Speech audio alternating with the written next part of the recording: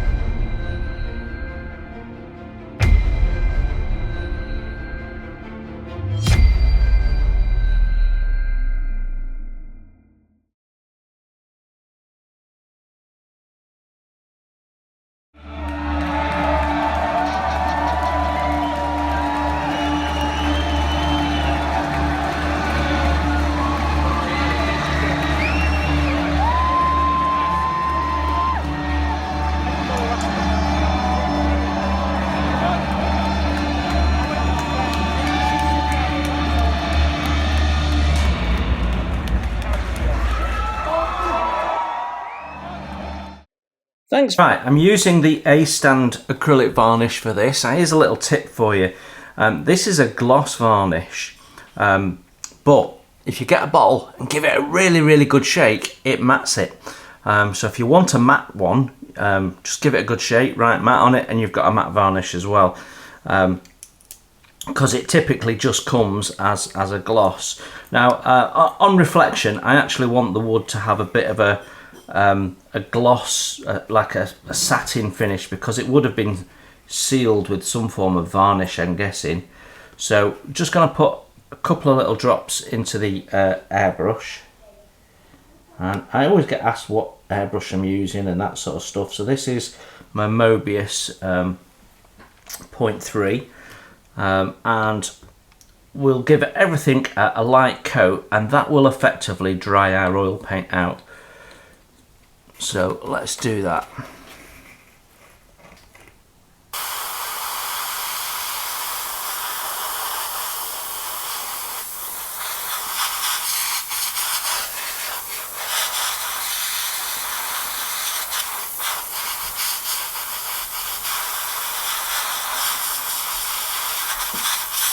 There you go, and that's going to give our wood a nice luster. There you go, and that will give our wood effect a nice luster. We can let that dry, and as soon as that's touch dry, you can start carrying on with your modelling process. And that is our wood graining done. You've seen that in real time. I've shown you the whole process, and that's how quick it is. So there's no messing around. There was no drying time off camera. We've done it all on camera. That's how quick it is. So a great little process. And when this is dried, we can go in and we can matte down the black further if we wish. And I've actually got a little bit of touch up to do there as well, where we've got a little bit of bleed on the masking. But anyway, I am happy with that as an effect, so we'll just let that dry off, and then we're ready to build. By the time I have cleaned my airbrush, that will be sorted. So in the short time it's taken me to clean my airbrush, this has now become touch dry, and I can work with this now. So you can see that the wood graining process is not long-winded, or at least it doesn't have to be. I find this a really effective way of doing wood graining. I quite often use a bit of packing sponge rather than the brush, which I think is great for larger scales, but this being 172, a brush is better because you get a more compact pattern. Sponge gives you a wider pattern, but yeah, I'm happy with that. I'm just going to go over the black and make sure I'm happy with the black, and then we can crack on with gluing the rest of the interior in. So I'm continuing to have a problem with this little area here. After I took the clamp off, it just popped out again. So we've clamped it back together with a stronger clamp this time, and put glue on the full length of the inside to try and hold that into place. But naturally, it doesn't want to stay in the correct place. It's popping out, and the issue is the springiness in the plastic at the bottom of the fuselage there. But whilst that is clamped, I can now put this in. Now this, when I dry fit it, is a real pest to put in, because you've got to get it. Let me get my awl and show you what I'm talking about. You have to get this underneath that little tab and put that in, and the bulkhead has to go behind there, and neither of them want to play. So you're sort of going in, getting the bulkhead in, and then popping it into place. And it's a little bit, it's more tricky than it should be. Naturally, you think the floor is not level when it is. So the floor should then tuck in under this little tab here. So, but you can see my floor is now one flicking underneath. There we go. So that's all in place now. And what we can do is we can now glue that. Now, as I look at it, there's not a lot of contact points, so liquid poly is not going to cut it. So I'm going to go in with the precision plastic glue again and just flood the areas. These areas won't be seen anyway, so that's okay. And then finally we've got this tail wheel well to glue into place. So we can shove a little bit of glue on the mating edges there. It sort of sits on top, and then we'll put some on here where it's going to sit on top of the floor.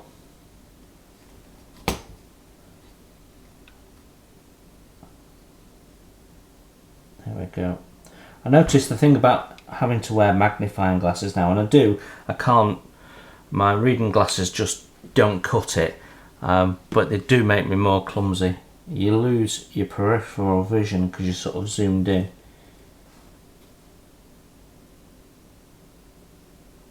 I'm sure that's closed down so we've got no visible gaps. Yeah, all good. So I'm going to leave that to dry, and we can have a look at some of the remaining detail parts that we have got to put in. So let's do that. Now I've made, I've had a misunderstanding with this part here that's fitted in step 37 and 38. When I looked at the instructions, I read it as it's all over 56, which is aluminium, and that this little raised strap here is 110 natural wood. So I thought it was some form of a metal box being held in a rack, but actually when you look at reference pictures, it's a wooden box, and the rack, the shelf that it sits on is aluminium, and then they want you to paint aluminium to emulate the shells in the top of it, because it's basically an ammunition box for the fuselage guns. So I need to paint those in natural wood, and also in step 45 we've got whatever these are. These look like cases with a strap, and they want you to paint them in natural wood as well. So I've got some natural wood to paint, but looking at it, it's a strap, so I'm doubting that that's actually natural wood on the strap, so we might pick that out in leather or something like that. I've got some part painting to do, so let's get on with that.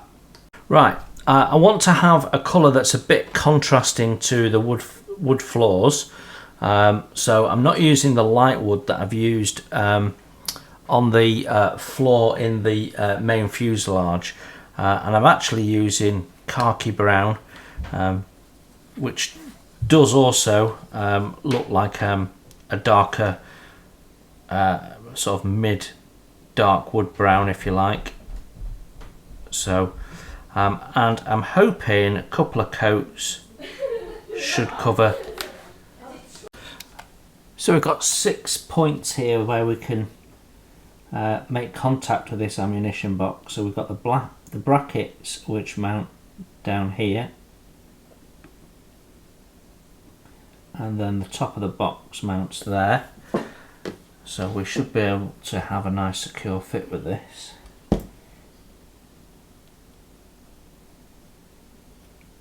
There we go. I got a little bit of a run of paint then, run of glue then. So I'm just going to lift a little bit of excess glue out.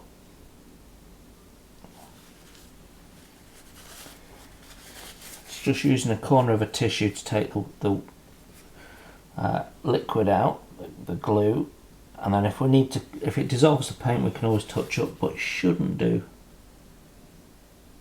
There we go, that should be okay. Right, so that's our ammunition box in. Once that's dried, I am going to give it a little bit of a wash because this is more likely to be a little bit visible. We'll use the brown panel line accent colour from Tamiya for that, and that gives us our nice wooden boxes. So that then completes our step 37 and 38. We've already built up the seats, so we're at 43.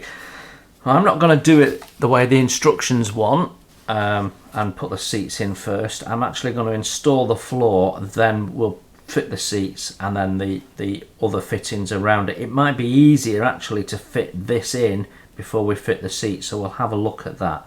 So the floor pan that we painted a little bit earlier is now something we can install. So we're just going to test fit to start with. The most positive location point is actually the table edge.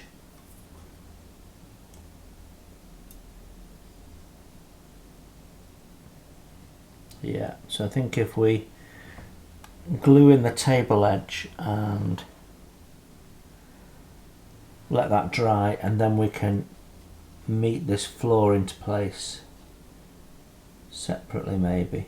Well, it actually goes in at slight of an angle. If you get the angle right, it fits really quite nicely. And we've got a little cutout that sits here that sits in the doorway. So I'm just going to take a little bit of the paint off just on this edge here. And we'll do the same on the bottom edge of the doorway so we can get a nice strong bond there.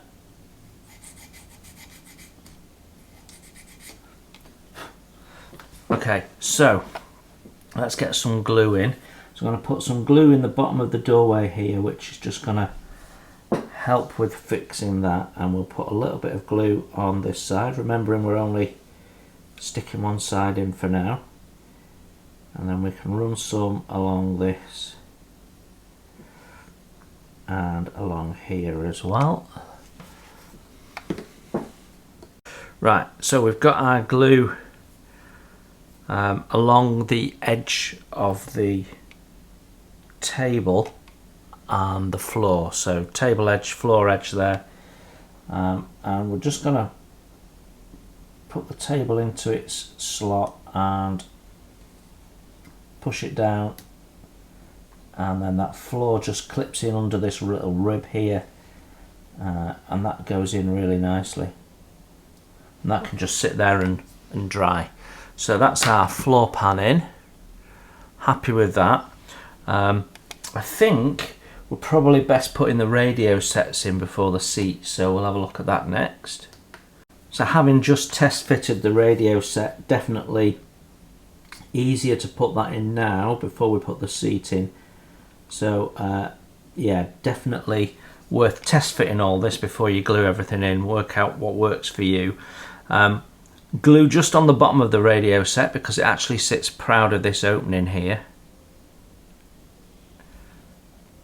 There we go, that's in nicely, so we can just let that sit in there, and then we want to put our seats in next.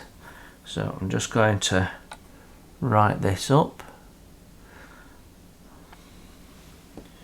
So we have two seats to go in. One of the standard ones goes in at the desk area, and then the one with the long reaching back legs goes in at the front there. So we'll fit those next. Small amount of glue on each leg. Okay, that's in, and then we can put in this forward chair. I'm a bit concerned about whether this one's going to flop forward or not, but we will see.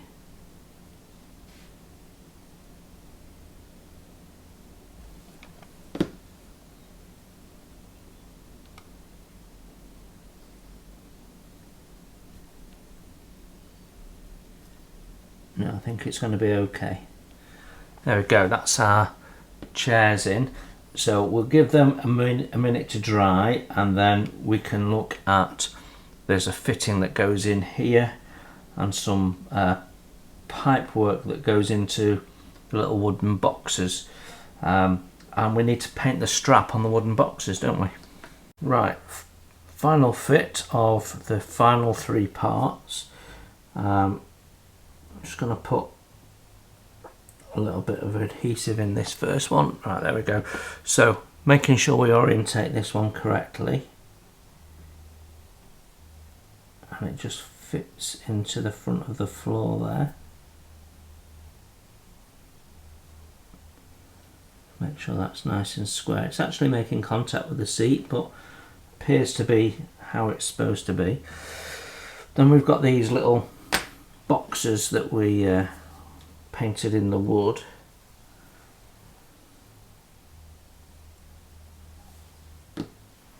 And we make sure that the opening is facing forward, and then we have this pipe in. And I thought when I painted the pipe that this was a location lug. There we go. And so I've not painted it, and actually it needs to be painted. So that seems to go inside the hole, and then it goes in front of this aiming sight, and then sort of sits at that angle. So we have to get the angle right, and I'm a little bit concerned that it's gonna move, but we'll give it a go. So I'll put some glue on this end here, because it's difficult to put it in the hole. There we go.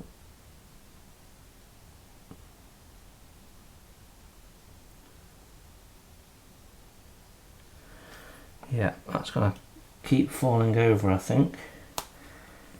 So just going to put some blue tack on the side wall there.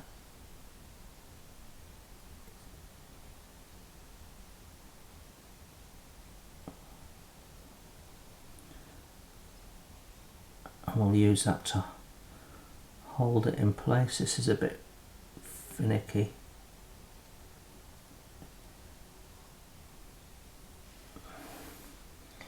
Okay, that all looks correct, so we'll just leave that to dry, and that completes our step 43, 4 and 5. So that is the interior done. So at this point I need to take some photographs for the halfway build.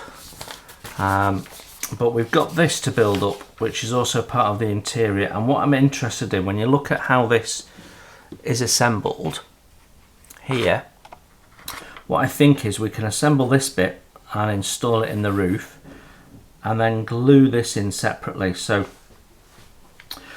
what I want, so this is the bit that rotates.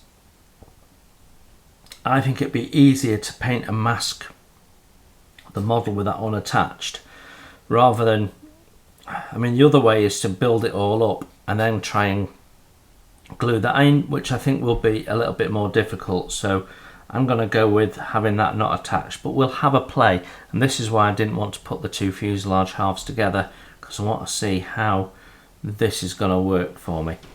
Anyway, we can start cleaning up these parts while the glue is drying on the other interior parts. There is quite a bit of flash on this part, you can see here. It's unusual to get flash in such a modern kit, but there we go. So what I'm going to do is I'm just going to cut the worst away with a knife. And the reason that we do that is because sometimes flash can end up being as thick as the part, and you don't want to stress the part, particularly as this is a clear part, because the stress will show up in the plastic. So we're just carefully cutting away with a knife, chopping it out, cutting away that little ejector pin as well. Let's get rid of that. And then with a knife we can just trim it very slowly back. And this is quite thin actually, but clear plastic tends to be a bit more easy to fracture. So once we've got it nearly down to where we need it on the part, we can go in with either a bit of cut off emery board or a thin strip of sanding paper like we've got here, and just take the last bit down to shape. Right, ball turret then.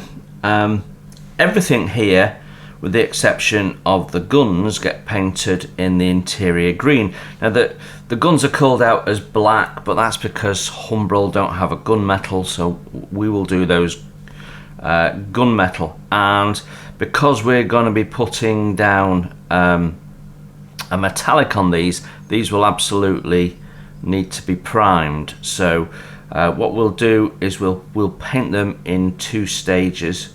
We'll clamp them at the bottom and paint them, and then when that's dry we will touch up at the back.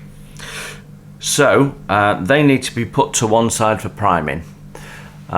These all need to be green, and the interior parts we can get away without priming. This will probably get away without priming as well, because it's an interior part, it's not going to be moved again, so I'm not going to worry about it. These I think we're probably best priming, because we're going to be handling these quite a bit, and it'll just make sure that we have some better paint adhesion and we're not rubbing it off. Now the ball turret, the interior of that I think should be green, even though the exterior is aluminium. And you have to think about your process of painting here, because you can't really paint the inside, it's just too difficult. Even with the masks on, you can't avoid painting where the masks are easily, because it's just completely smooth. So what we're going to do is the colour that we want on the inside we're going to paint on the outside first. So that's also going to be green. So my next step is to do some green painting. By painting the ball turret in the green, it's also going to be make it easier to see where we're up to. There's a high likelihood that some of the green we will put down will end up rubbing off, but we will just see how we get on. So the dark green that I've been using so far is an ICM paint, and it does hold quite well, so better than some acrylics, Vallejo for example. So we'll just have to see how we get on, but having better visibility of these parts will be helpful anyway. So let's get some painting done. Okay, let's start putting some paint down. I'm using quite a large brush because, well, we just want to put the paint down fairly quickly. I've just noticed one of my paint masks has slipped. It's always worth checking before you start painting that everything's okay. And this paint mask has slipped, so we'll just sort that out.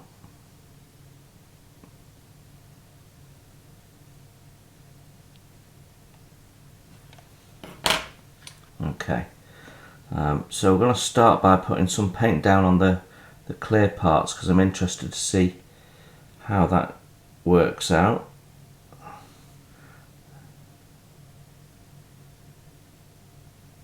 Well, that's going okay. So we've not got any problems with the paint separating, which you can sometimes get on glass parts, but these were washed, so that absolutely helps.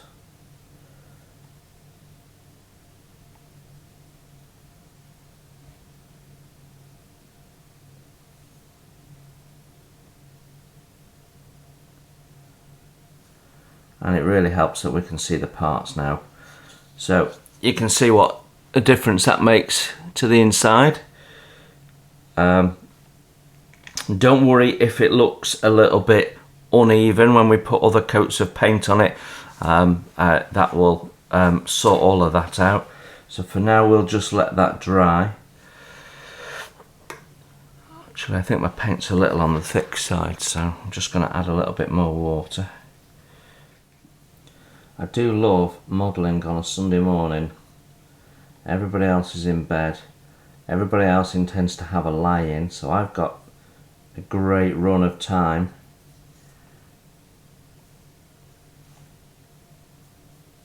Before anyone starts moving about. So it's my favourite part of the week, I think.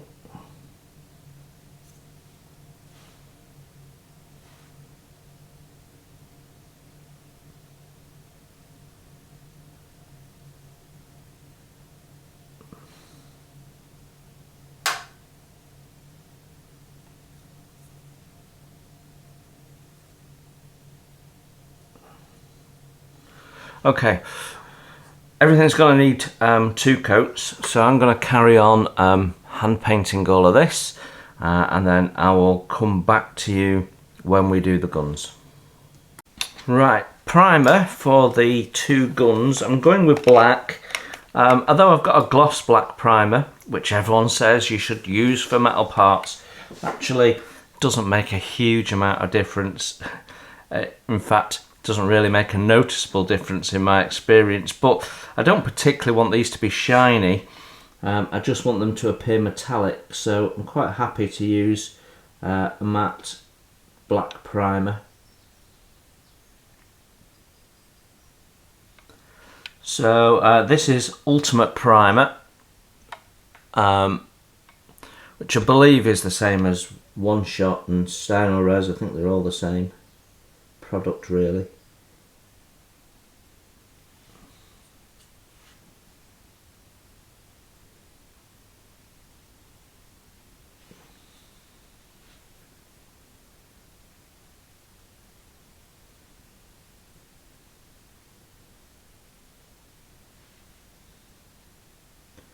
You can see it's fairly fast drying.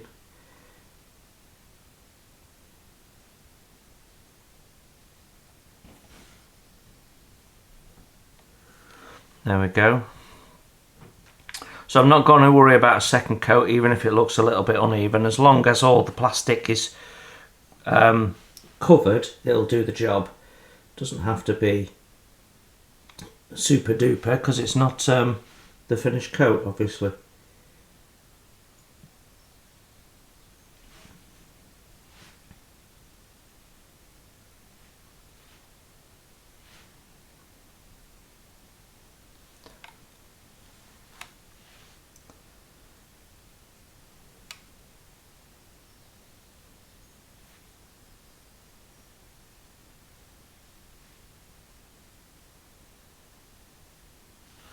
There we go, that will do it. Now when that's dry, I will take these out of the clip and just go over that back end where the clip's holding it. So we'll leave that in the palette for now, but we will clean the brush, because once this is dry, it's a pain to clean off. So all our paint is dry. What I've done with the guns is I've painted the stocks at the end there in our gunmetal.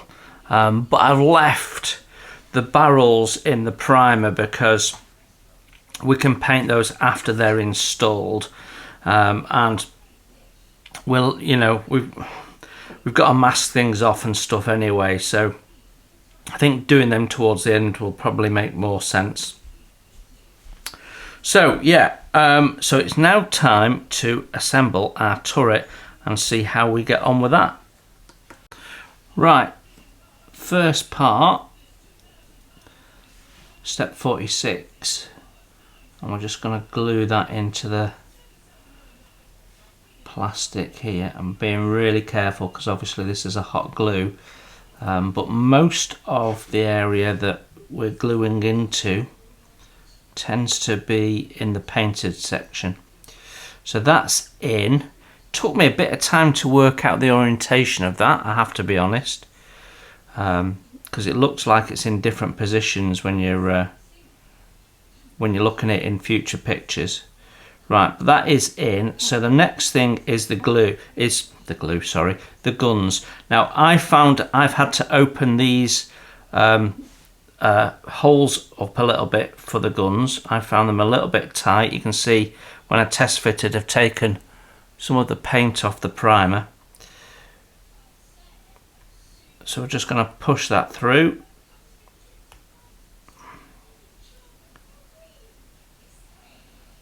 And we want to get the breech right the way up to the... That's interesting.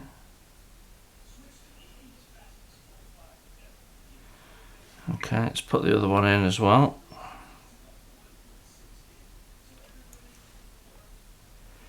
So that one goes in nice and easy. This one, not so much. So does that mean we've not got that straight? Yeah, I think it does. There we go.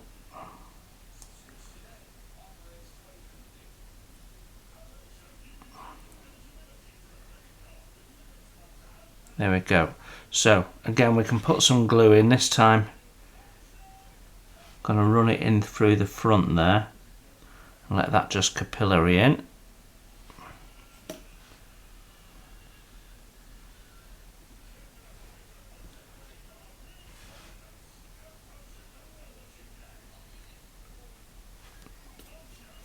There we go. So that's our guns mounted in the turret. That's a bit loose, that one. We'll put a bit more in. So it was too tight before, and now I've opened the hole up a bit. It's a little bit loose. So I need to just make sure that we get everything aligned properly, and we're not got guns sprayed out when they shouldn't be. There we go. So we'll give that a moment to dry, and if we rest it on the barrels, that should keep everything in the right place. So the next thing we do is fit a side piece, and just make sure that you've got all your cementing edges cleaned up.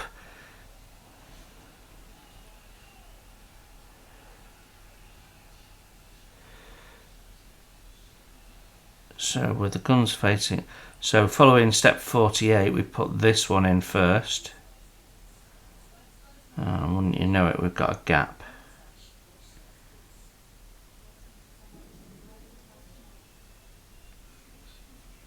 Now that could have come from me cleaning up, possibly. Might have over sanded that, but anyway, let's get it together and then we can deal with it. So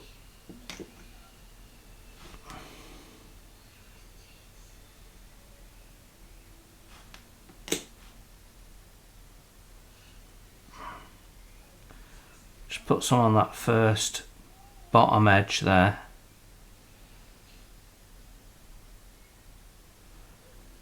There isn't much contact there though, to be honest. Right, while the paint the glue is drying on my ball turret, we're going to crack on with some other bits. So I've just removed the tail pieces ready for step 54.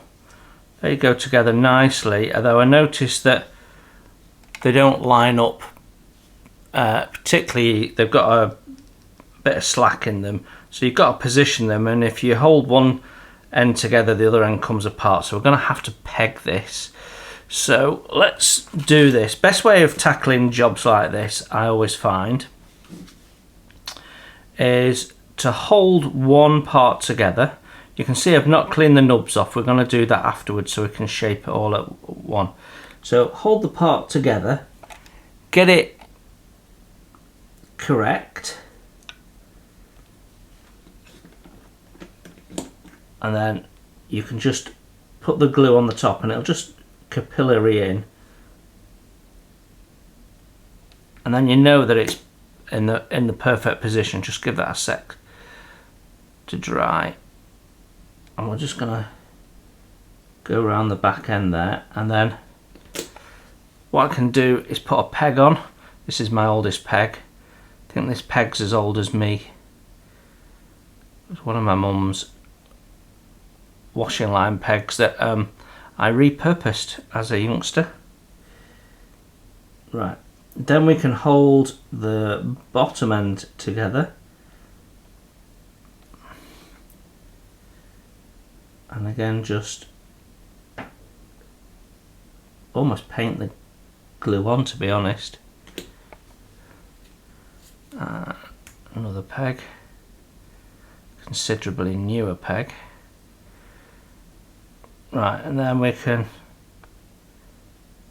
put some glue down that back edge, and then on the middle section that we hadn't done, and we can let that dry and leave the pegs on it while it dries, and we'll have clamped it together, and then we can have a look at what, if anything, needs cleaning up. But we'll have a little seam, and we need to clean up the sprue gates, so that's that done.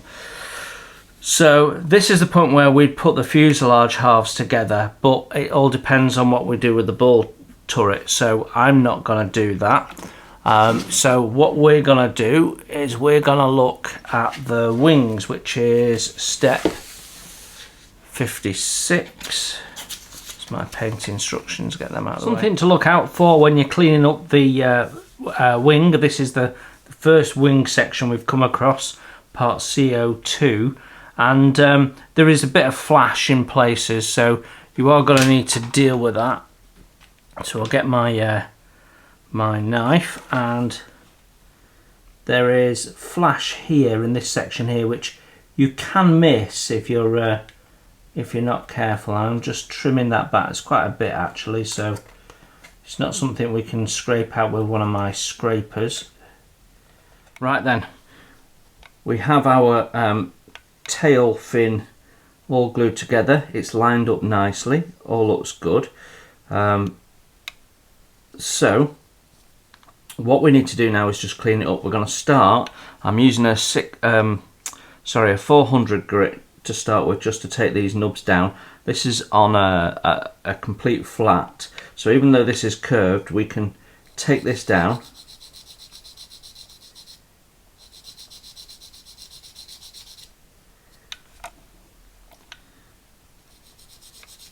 And then when you can see that the sanding's starting to spread, you know you're on the curve. So we'll just gently take it round. You can see I go in a sort of a circular motion. That just helps keep everything nice and level. There we go. And that's as much as I want to do with that, with this grit. This one is flat, so that's it easier. And I'm doing the whole length of this. We'll even it out.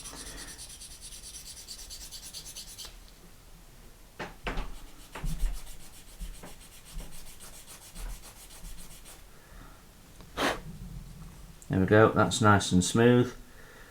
Okay, and then I'm just going to go up the edge there, make sure there's no lip. Don't think there is. And then we can flatten the top.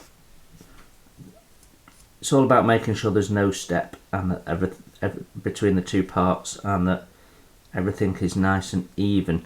We'll come back to this bit in a second.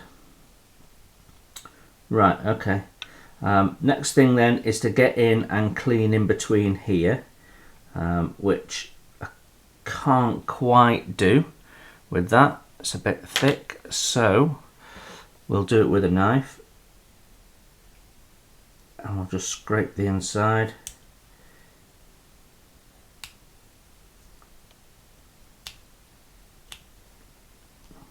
I don't think there's much wrong with it anyway.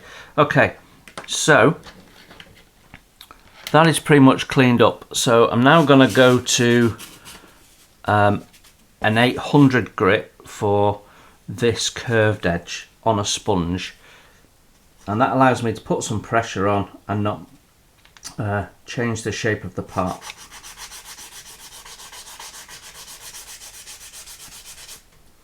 You can see how, I mean, you can change the shape of the part, so do be careful. General rule when sanding is a few swipes and check. That looks good. So I just want to take that down a little bit now. So going in the opposite direction with a 1000 grit. It's important to go in the opposite direction because if you think about what you're doing, you're creating scratches in the plastic, and if you keep going in the same way, you're just putting layers of more scratches on. So if you go in the opposite direction, those scratches take the tops off the previous scratches, and you actually bring it down to smooth a lot quicker, and get rid of any wetness. So this is a 1500. Sorry, wrong direction, wasn't it? That's what happens when you talk, you see, you forget what you're doing.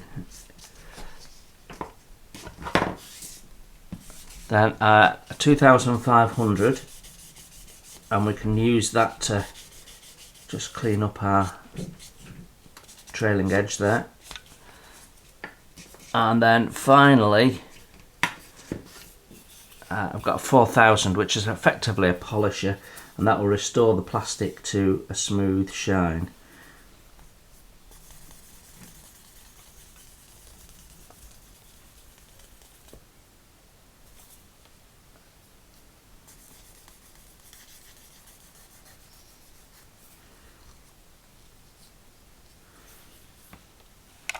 Okay, and then we've got one continuous part. You'd never know that was two parts, which is what we're trying to achieve. So I can't even see the seam in most places. I can in one or two, but that's fine. It's completely smooth to my touch. Right, I said we'd come back to this bit here. So we have this little flap here, which is scored out, but with us sanding it on this flat here, it sort of disappears. So we need to just put that in, and simply gonna do that with a razor saw. So we're just gonna follow the edge from one side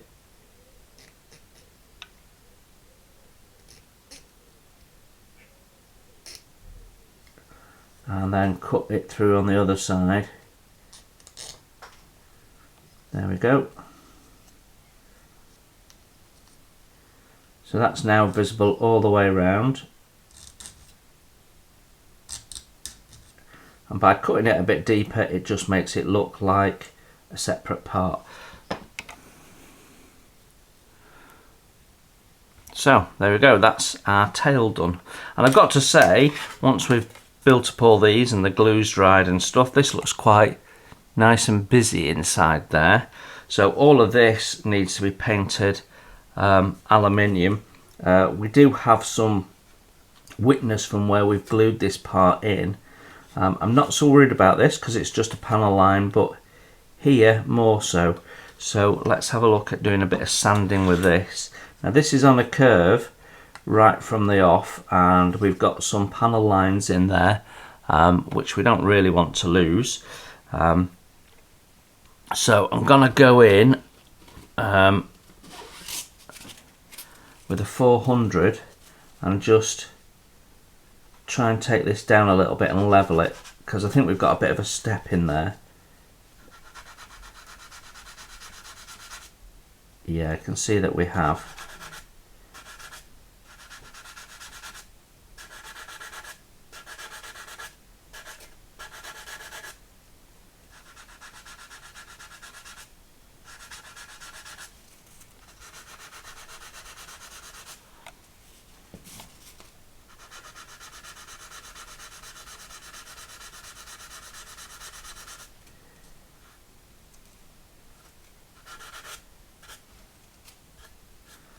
Right, so after doing a little bit of sanding, I've got that level, but I have a small gap in that section there.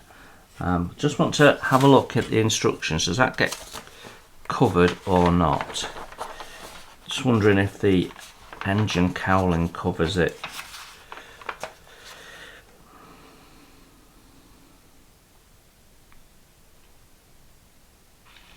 Don't think it does. Looks like it's...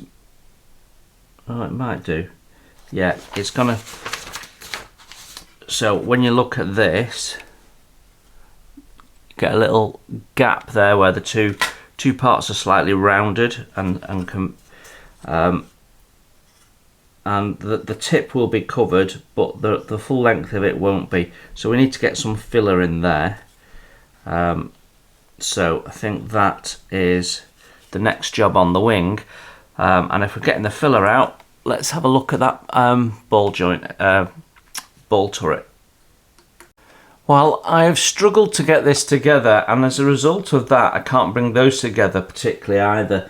So rather than filling, I'm going to see if I can separate these parts and see if we can possibly solve the problem. Now, one of the great things about doing the group build and doing the updates is that you can talk about this and then people can offer solutions. And someone said they cut away the location pins on the inside, which I regularly do.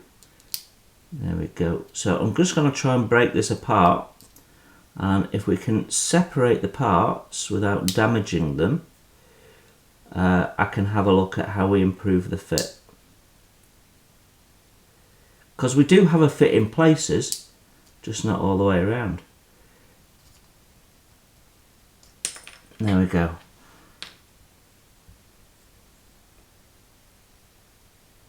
Yeah, I can see the issue is those location pins.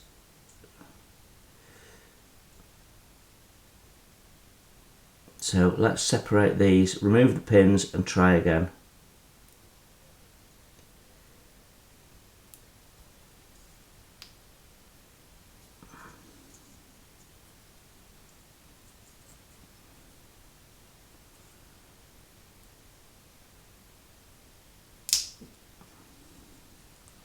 Right, that's my parts separated. So we can get my nippers now and just remove the pins.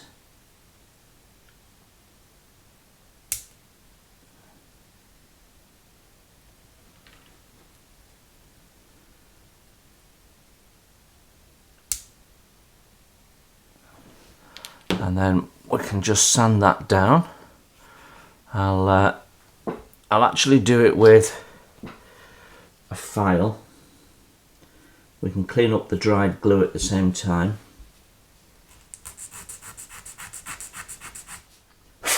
Often when you get a problem like this, walking away, leaving it for a couple of days, coming back to it with a fresh attitude is really, really helpful. Right, so that goes together lovely now. Let's see if we can pop this in.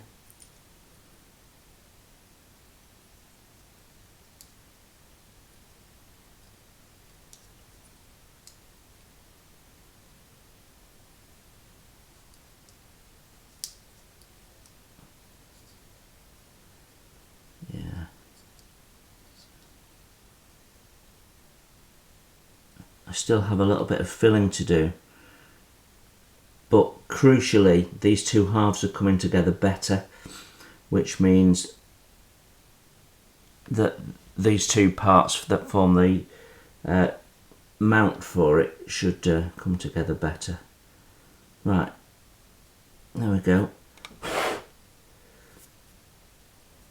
Right, that's all pinched together now, as it should be. So I'm going to run some Tamiya extra thin into it, and hopefully we can just hold it together while the capillary's in.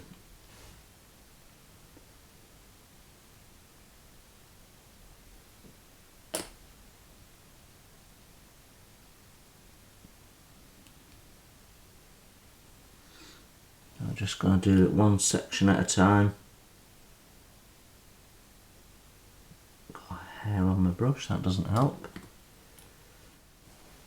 There we go. Now, for filling, I'm going to use glue and glaze, which is a product by Deluxe Materials, and it dries clear. And as it happens, I've just been doing portholes on my Endeavour, so I have this out. This is leftover, so I can use that for gap filling.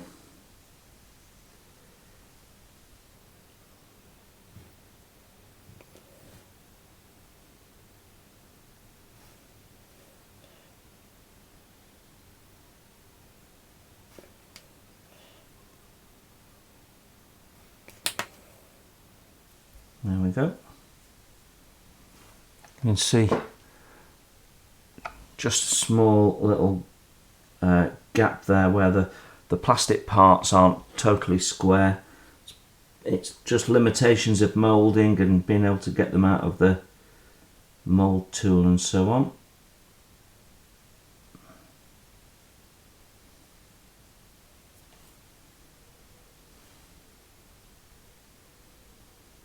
It means we won't have any unsightly filler on the inside of this.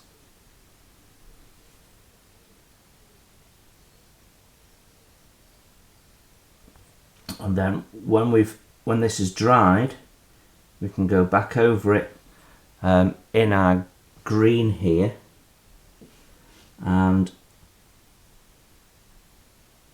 it should work just like the clear parts, is the idea. So the glue will dry, it'll be clear, and then we'll paint over it in the green, so the only thing you'll see is the green, and then we can do the silver on top. This part H6 has a fairly heavy seam on it. You've got a couple of options. You could scrape it, but I'm going to go in with a 600 sponge, and I think that'll probably do the job.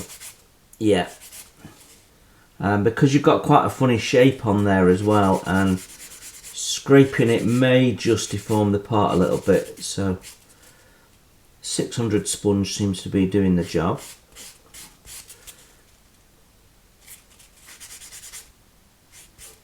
And then we can go in with something a bit lighter. So if we could do a 400 in a different direction. Yeah, there's no evidence of that seam now, I don't think.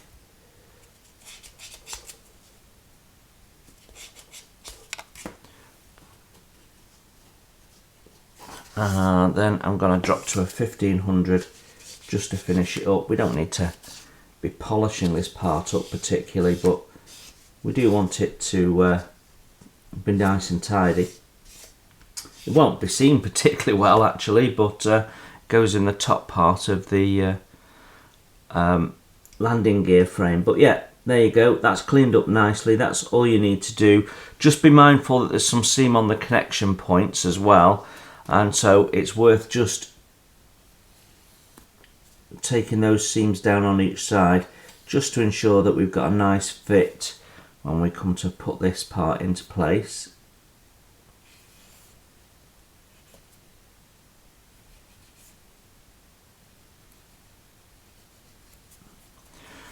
Okay, I'll carry on cleaning up the parts and then we'll see you in a minute.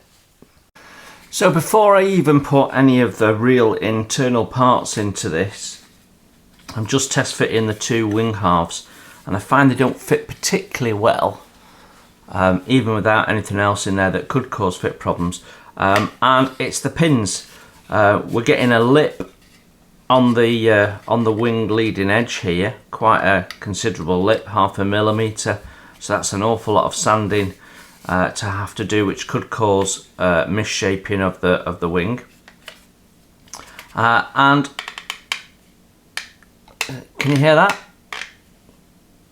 That is the pin pushing down into the hole and really struggling. So what I'm going to do is I'm going to remove the pins, and we will align things without them, I quite often find that pins cause a problem, and it's not uncommon for me to remove pins totally. So I think that's all the pins off. Let's see how that goes together now.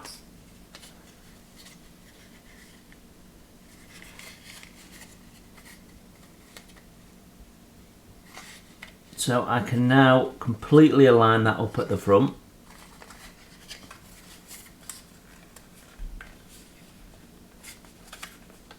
No step.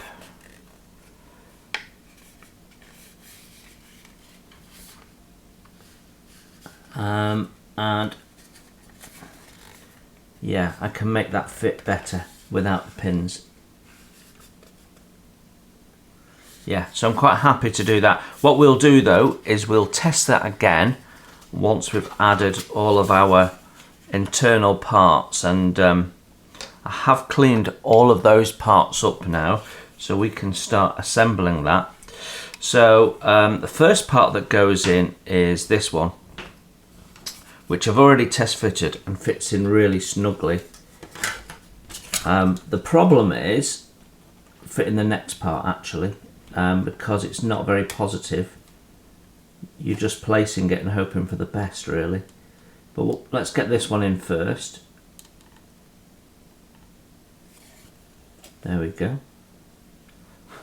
Now there is a little bit of sink on this part. You could cover it with a bit of plastic card if you wanted to. I've decided we're not going to see it, or it's going to be very difficult to see it, so I'm not going to worry about it. Right, so that's our first part in. Just make sure that's in nicely where it should be. Yeah. And then we've got this tank to put in, and there is nothing to locate the tank, so you're just placing it by eye. But I'm gonna let that dry first before we start messing around with that. So we can now put in these, which is some form of air scoop or something, in the wings. They fit quite well actually. They have a little lip which helps you locate them.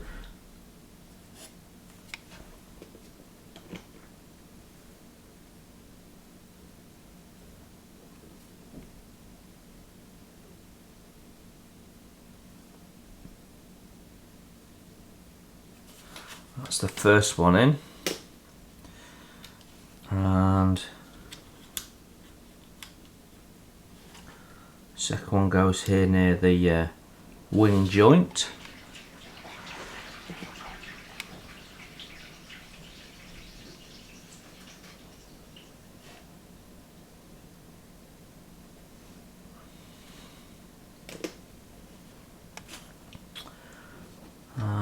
I've already glued this in because this bit snapped when I was cleaning it up, so it was the best way to align it and repair it was to actually fix it into place. So yeah, that's already been done. The flap is something you can leave not glued in, so that you can position it if you want, but I'm going to glue mine in and glue it in that sort of level position.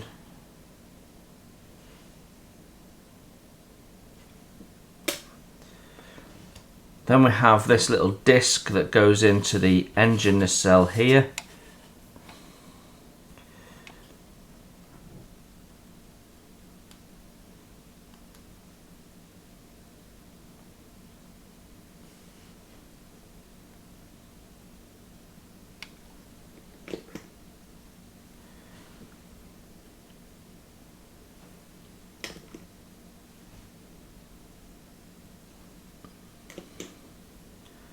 There we go, that's our wing components.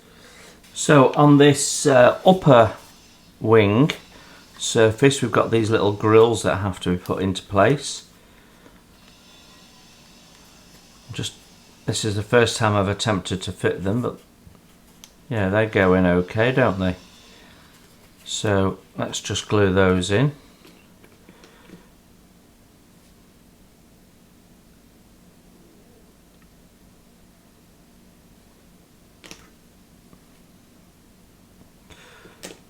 Right, and then we're going to leave everything to dry for a little while before we put these two remaining parts in. So whilst that's drying, I can clean up the parts for the next wing, so from 69 onwards, or 68 onwards, so which is basically a mirror of what I'm doing on this side, but on the other side. So I'm not going to show any of that on camera. We'll do all that off camera because it's just a repeat of what we've already done. So I'm going to get on with that, and then I'll come back to you when I'm ready to install this tank, which is bothering me a little bit because it's got no placement point, and then we've got that to put in, and then that's the wings halves done. We need to test fit them, and then we need to do some painting on them. So we need to have the other wing built up anyway, so we can paint it all at once. So I will do that. Right, we're at this point now where we can put this tank in. So it's step 61, and there is no location for it at all, so you're just sort of doing it by eye. And what I've found is it's easier to look at it as per this little diagram here and just sort of hold it into place where you think, and then once you've got it in the place that you think and you're holding it with your finger on that inside bit there, you can just glue it in. So that's the way I'm tackling it, but it could do with a more positive solution, that ideally. That should be okay now, but I'm just going to make sure there's enough there to hold it. And then we have this piece at the top, and this fits quite tight. In fact, when you first put it in, it looks like it's a little bit too long, but what I've found is if you put it in at the front first, press it down, then you can push it forward to make it fit. So there's a little bit of flex in the plastic. So whether that's going to cause us a problem later on, I don't know. But at this stage, we can fit that okay. So just glue that down. And at the back there, I'm just going to hold it into position because it does pop up a little bit. So just holding it into place just for a moment just help that, and the plastic will melt a little bit and it should stay where we want it.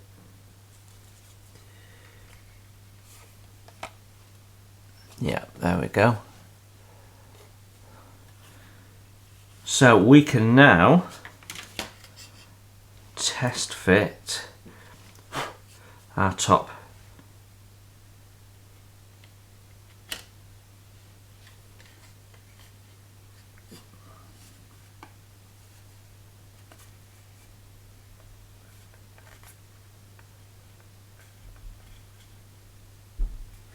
Right, so we've got a little recess here for a lamp or something.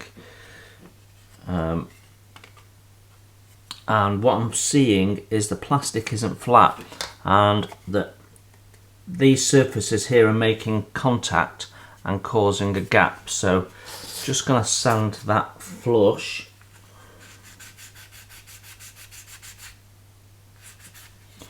On both halves of the wing.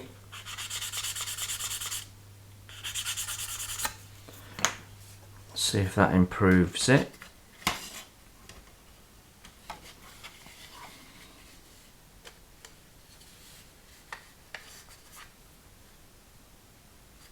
Yeah, that's better. We are still going to have a bit of gap filling to do there.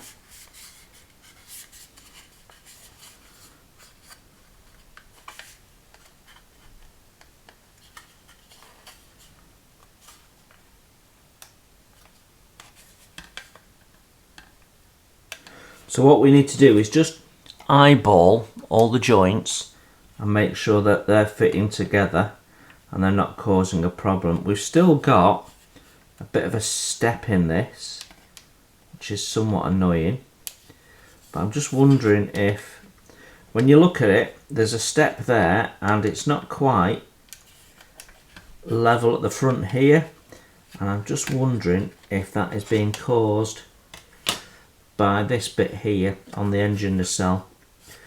I think there's a slight angle on it, and that if we flatten it we might be able to allow this to come forward a little bit. So I'm just going to sand that away a little bit. See if that makes a difference. Probably needs looking at on this other side as well.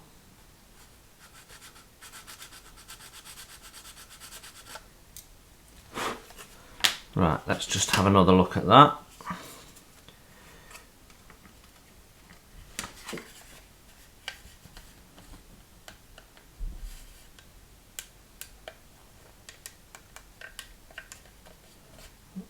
Well, that's certainly better.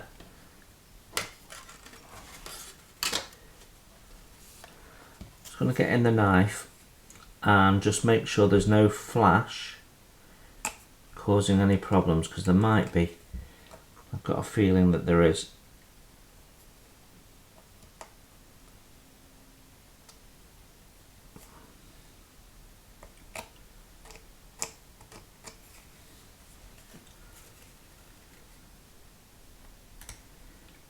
So I think there's a bit of mould seam there that's just causing a gap to be created.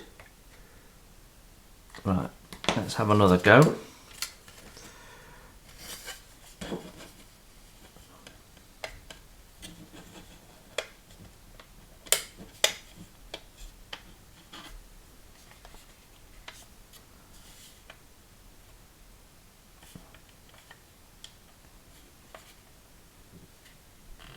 Yeah, there'll still be a bit of sanding to do, but less. That is definitely looking better. Then we come around this side. We can level that up.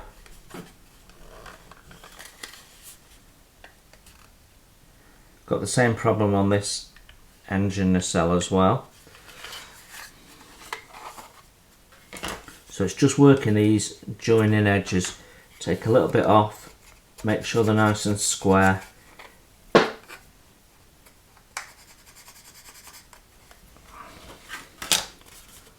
And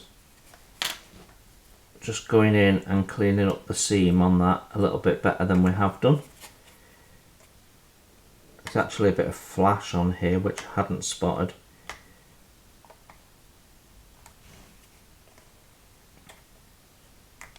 That's why we dry fit, just to make sure that we've not missed anything.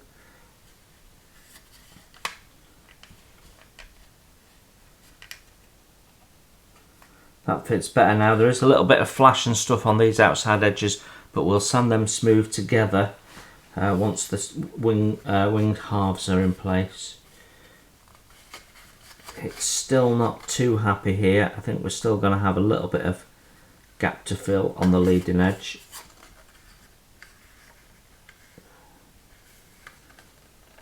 But that's now not looking so bad.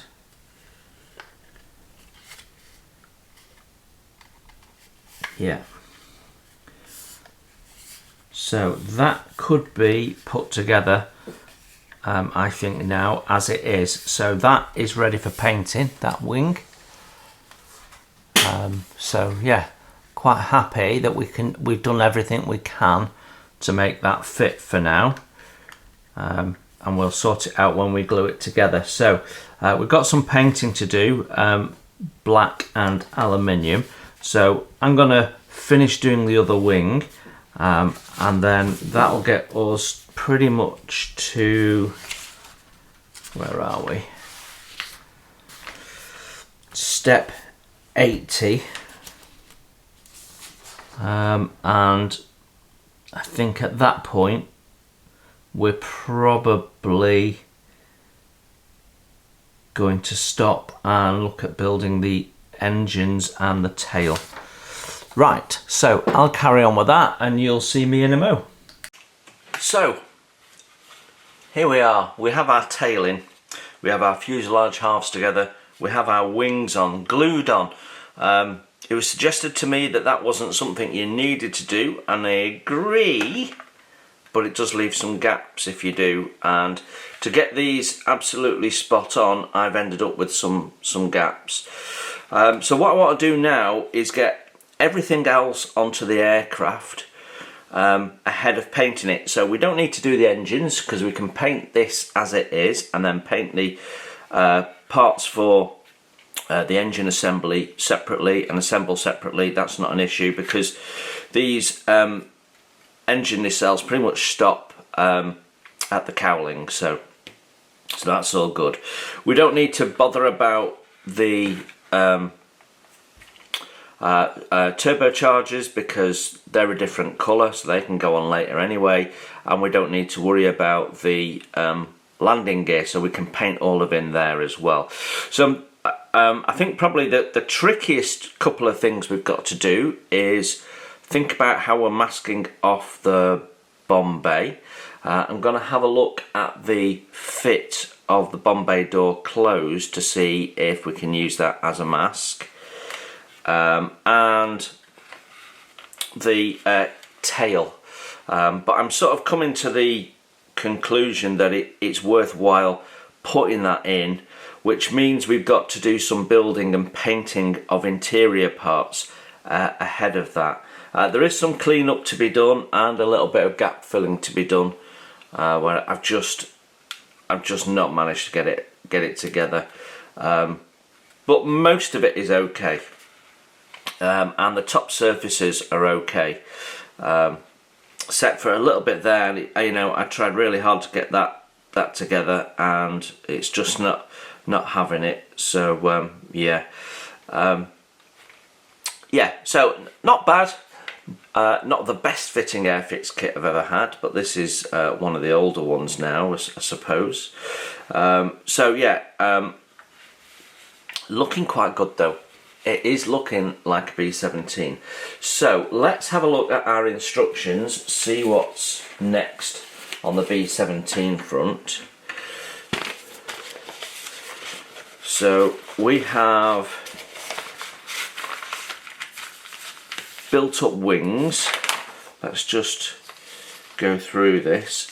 So we've built up the wings and I've done the wings on the other side. So that is done, that is done, that is done, that is done, that is done. I've attached the wings, so that is also done. I've done the tail, 83 and 84. So we can skip these and we can go all the way through 96. As you can see, we've got cowling and stuff which can be done at a later date, and then we've got tail wheel can be done at a later date. We're going to have wheels down, so we're not doing any of that anyway.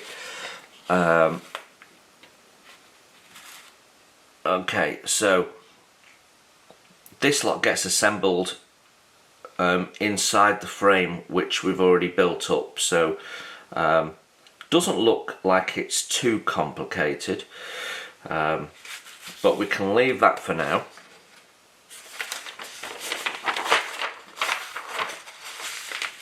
And so we have some lugs that we have to cut off if we're going to have it closed, but if we're having it open we'll leave them on. So this might not fit. Let's get the part out and have a look. Thanks for watching. Please hit the like button and subscribe if you haven't done so. It's free and that way you won't miss my first impressions, my tool reviews, my product reviews and any of my builds, including wooden model kits as well as plastic. It's all free, and if you'd like to support the channel, you can hit my PayPal link in the text below. Every pound goes straight into the channel to keep the cameras rolling and to do more fun stuff for you to watch.